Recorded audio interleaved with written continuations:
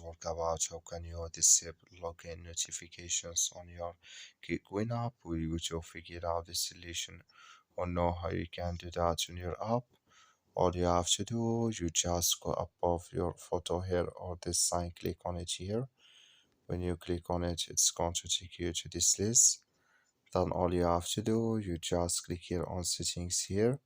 When you click on settings, it's going to take you to the next step here. Then all you have to do now, you just click here on notifications.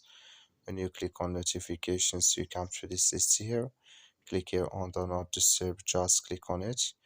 Come to this list here, then you come here to login notifications. Just click in this sign or this color.